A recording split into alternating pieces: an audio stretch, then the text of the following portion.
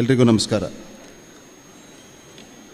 27ನೇ ವರ್ಷದ ಈ ಭಜನಾ ಕಮ್ಮಾಟದ ಸಮಾರೋಪ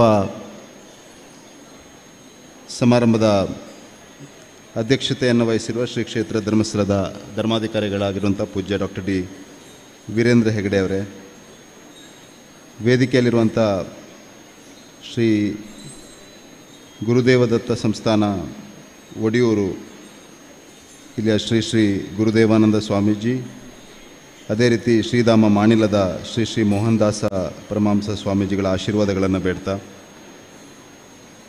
ವೇದಿಕೆಯಲ್ಲಿರುವ ನಮ್ಮ ಕರ್ನಾಟಕ ಸರ್ಕಾರದ ಮಾನ್ಯ ವಿಧಾನ ಪರಿಷತ್ ಸದಸ್ಯರಾಗಿರುವಂಥ ಶ್ರೀ ಕೆ ಪ್ರತಾಪ್ ಸಿಂಗ್ ನಾಯ್ಕರೇ, ಮಾತೃಶ್ರೀ ಡಾಕ್ಟರ್ ಹೇಮಾವತಿ ಹೆಗಡೆ ಅವರೇ, ಶ್ರೀ ಡಿ ಹರ್ಷೇಂದ್ರ ಕುಮಾರ್ ಅವರೇ, ಶ್ರೀ ಸುರೇಂದ್ರ ಕುಮಾರ್ ಅವರೇ, ಶ್ರೀ ಶಂಕರ್ ಶಾನ್ಭೋಗ್ ಅವರೇ, ಶ್ರೀ ಪ್ರದೀಪ್ ಕುಮಾರ್ ಕಲ್ಕುರ್ರೆ, ವಿಶೇಷವಾಗಿ ಈ ಭಜನಾ ಕಮ್ಮಟದ ಸಂಚಾಲಕರಾಗಿರೋ ಶ್ರೀ ಸುಬ್ರಹ್ಮಣ್ಯ ಪ್ರಸಾದ್ ಮತ್ತು ಎಲ್ಲ ಪದಾಧಿಕಾರಿಗಳೇ ಮತ್ತು ವೇದಿಕೆಯಲ್ಲಿರುವ ಎಲ್ಲ ಆತ್ಮೀಯ ಬಂಧುಗಳೇ, ವೇದಿಕೆ ಮುಂಭಾಗದಲ್ಲಿರುವಂಥ ಆತ್ಮೀಯ ಬಂಧುಗಳೇ ಮತ್ತು ಈ ಭಜನಾ ಕಮ್ಮಟದಲ್ಲಿ ಪಾಲ್ಗೊಂಡಿರುವಂಥ ಎಲ್ಲ ಆತ್ಮೀಯರೇ, ಮಾಧ್ಯಮದ ಸ್ನೇಹಿತರೆ, ನಾನು ಕಳೆದ ವರ್ಷ ಕೂಡ ಈ ಕಾರ್ಯಕ್ರಮದಲ್ಲಿ ಭಾಗವಹಿಸಿದ್ದೆ. ಈ ವರ್ಷ ಕೂಡ ಭಾಗವಹಿಸಲೇಬೇಕು ಅನ್ನುವಂಥ ಇಚ್ಛೆಯೊಂದಿಗೆ ಈ ಕಾರ್ಯಕ್ರಮಕ್ಕೆ ಬಂದಿದ್ದೇನೆ. ನಮ್ಮ ಹಿಂದೂ ಸಮಾಜವನ್ನು ಒಡೆಯುವಂಥ ಪ್ರಯತ್ನ ಕೆಲವರಿಗೆ ಅದೇ ಅಭ್ಯಾಸದ ರೀತಿಯಲ್ಲಿ ಒಡೆಯುವಂಥ ಪ್ರಯತ್ನ ನಡೆಯುತ್ತಿರುವಂಥ ಮಧ್ಯೆ ಹಿಂದೂ ಸಮಾಜ ಇವತ್ತಿಗೂ ಕೂಡ ಜೀವಂತವಾಗಿ ತನ್ನ ಸನಾತನ ಸಂಸ್ಕೃತಿಯನ್ನು ಉಳಿಸಿ ಬೆಳೆಸಿಕೊಂಡು ಹೋಗುವಲ್ಲಿ ಭಜನೆ ಒಂದು ದೊಡ್ಡ ಪಾತ್ರವನ್ನು ವಹಿಸಿದೆ ಅಂತ ನಾನಂತೂ ಖಂಡಿತ ಭಾವಿಸ್ತಾ ಇದ್ದೇನೆ. ನಾನು ಈ ವೇದಿಕೆಯಲ್ಲಿ ಕೂತ್ಕೊಂಡಿರುವಂಥ ಹಿರಿಯರಷ್ಟು ಧಾರ್ಮಿಕ ವಿಷಯಗಳ ಬಗ್ಗೆ ಜ್ಞಾನವುಳ್ಳವನಲ್ಲ. ಆದರೂ ಕೂಡ ಈ ರಾಷ್ಟ್ರ ಉಳಿಬೇಕಾದರೆ ಈ ಸನಾತನವಾದ ಸಂಸ್ಕೃತಿ ಜೀವಂತವಾಗಿ ಇರಬೇಕು ಮಾತ್ರವಲ್ಲ, ಅದು ಸದಾ ಮುಂದಿನ ಪೀಳಿಗೆಗೆ ಹೋಗ್ತಾ ಇರಬೇಕು. ಹಾಗಾದರೆ ಮಾತ್ರ ಈ ದೇಶದ ವಿಕಾಸ ಕೂಡ ಆಗ್ತದೆ ಅನ್ನುವಂಥ ನಂಬಿಕೆ ಉಳ್ಳಂಥ ವ್ಯಕ್ತಿ ನಾನು. ನಮ್ಮ ಸನ್ಮಾನ್ಯ ಪ್ರಧಾನಮಂತ್ರಿಗಳು ಯಾವತ್ತೂ ಹೇಳ್ತಾರೆ, ವಿಕಾಸ್ ಬಿ ವಿರಾಸತ್ ಬಿ ಅಂತ. ವಿರಾಸತ್ ಇಲ್ಲದಿದ್ದರೆ ಆ ವಿಕಾಸಕ್ಕೆ ಯಾವುದೇ ಅರ್ಥ ಇಲ್ಲ.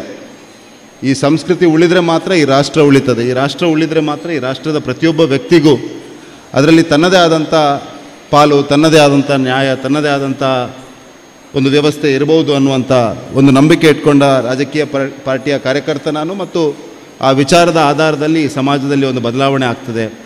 ಆ ಬದಲಾವಣೆಯಲ್ಲಿ ನನ್ನದೂ ಒಂದು ಸಣ್ಣ ಪಾತ್ರ ಇರಲಿ ಅನ್ನುವ ಕಾರಣಕ್ಕೆ ರಾಜಕೀಯ ಕ್ಷೇತ್ರಕ್ಕೆ ಬಂದಂಥವನು.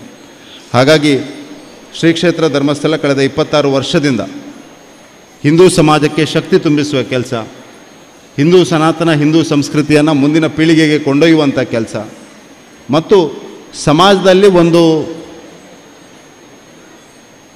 ಸ್ಟೆಬಿಲಿಟಿ ಅಥವಾ ಸಮಾಜದಲ್ಲಿ ಒಂದು ಸ್ಥಿರತೆಯನ್ನು ಕಾಯ್ದುಕೊಳ್ಳುವಂಥ ಕೆಲಸವನ್ನು ಕೂಡ ಈ ಭಜನೆಯ ಮುಖಾಂತರ ಮಾಡ್ತಾ ಇದೆ ಅನ್ನೋಂಥ ನಾನಂತೂ ಅಂದ್ಕೊಂಡಿದ್ದೇನೆ. ಭಜನೆ ಕೇವಲ ಏಕತೆಯನ್ನಲ್ಲ, ಏಕಾಗ್ರತೆಯನ್ನು ಕೂಡ ಕೊಡ್ತದೆ. ಏಕತೆ ಮತ್ತು ಏಕಾಗ್ರತೆ ಎರಡನ್ನೂ ಕೊಡುವಂಥ ಒಂದು ಅತ್ಯಂತ ಸುಲಭ ಮಾಧ್ಯಮ ಇದ್ದರೆ ಅದು ಭಜನೆ. ಅಂಥ ಒಂದು ಶ್ರೇಷ್ಠವಾದ ನಮ್ಮ ಪರಂಪರೆಯನ್ನು ಮುಂದುವರಿಸುವಂಥ ಕೆಲಸ, ಬೆಳೆಸುವಂಥ ಕೆಲಸ ಮತ್ತು ಪಸರಿಸುವಂಥ ಕೆಲಸವನ್ನು ಶ್ರೀ ಕ್ಷೇತ್ರ ಧರ್ಮಸ್ಥಳ ಮಾಡ್ತಾ ಇರುವಂಥದ್ದು ಮತ್ತು ಶ್ರೀ ಕ್ಷೇತ್ರ ಧರ್ಮಸ್ಥಳ ನನ್ನ ಲೋಕಸಭಾ ಕ್ಷೇತ್ರ ವ್ಯಾಪ್ತಿಯಲ್ಲಿರುವಂಥದ್ದು ನನಗಂತೂ ಅತ್ಯಂತ ಹೆಮ್ಮೆ ಕೊಡುವಂಥ ಸಂಗತಿ ಅನ್ನುವಂಥದ್ದನ್ನು ಕೂಡ ಈ ಸಂದರ್ಭದಲ್ಲಿ ಹೇಳಲಿಕ್ಕೆ ಬಯಸ್ತಾ ಇದ್ದೇನೆ. ಮತ್ತು ಈ ಕಾರ್ಯಕ್ರಮವನ್ನು ಅತ್ಯಂತ ಯಶಸ್ವಿಯಾಗಿ, ಅತ್ಯಂತ ಅರ್ಥಪೂರ್ಣವಾಗಿ ಮತ್ತು ಜನರ ಮನ ಮತ್ತು ಮನಸ್ಸನ್ನು ಮುಟ್ಟುವಂಥ ಒಂದು ಕೆಲಸವನ್ನು ಮಾಡ್ತಾ ಇರುವಂಥ ಈ ಭಜನಾ ಕಮ್ಮಟದ ಎಲ್ಲ ಸಂಚಾಲಕರು, ಪದಾಧಿಕಾರಿಗಳು ಮತ್ತು ಇದರಲ್ಲಿ ಪಾಲ್ಗೊಂಡಿರುವಂಥ ಎಲ್ಲರಿಗೂ ಕೂಡ ನಾನು ವಿಶೇಷವಾಗಿ ಅಭಿನಂದನೆಗಳನ್ನು ಸಲ್ಲಿಸ್ತಾ ಇದ್ದೇನೆ.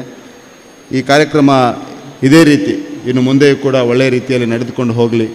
ನಮ್ಮ ಸನಾತನವಾದ ಸಂಸ್ಕೃತಿಯನ್ನು ಉಳಿಸಿ ಬೆಳೆಸುವ ಕೆಲಸ ನಮ್ಮೆಲ್ಲರಿಂದಲೂ ಆಗಲಿ ಅನ್ನುವಂಥದ್ದನ್ನು ಆಶಿಸ್ತಾ ಈ ಕಾರ್ಯಕ್ರಮಕ್ಕೆ ತುಳುನಾಡಿನ ದೈವದೇವರ ಆಶೀರ್ವಾದ ಇರಲಿ ಅಂತ ಕೂಡ ಪ್ರಾರ್ಥಿಸ್ತಾ, ತಮಗೆಲ್ಲರಿಗೂ ವಂದಿಸ್ತಾ, ವೇದಿಕೆಯಲ್ಲಿರುವಂಥ ಎಲ್ಲ ಹಿರಿಯರಿಗೆ ಮತ್ತೊಮ್ಮೆ ವಂದನೆಯನ್ನು ಸಲ್ಲಿಸ್ತಾ ಈ ಕಾರ್ಯಕ್ರಮದಲ್ಲಿ ಪಾಲ್ಗೊಳ್ಳಲಿಕ್ಕೆ ಅವಕಾಶವನ್ನು ನೀಡಿದಂಥ ಎಲ್ಲ ಪದಾಧಿಕಾರಿಗಳು ಧನ್ಯವಾದವನ್ನು ಸಲ್ಲಿಸ್ತಾ ನನ್ನ ಮಾತನ್ನು ಮುಗಿಸ್ತಾ ಇದ್ದೇನೆ. ಜೈ ಹಿಂದ್.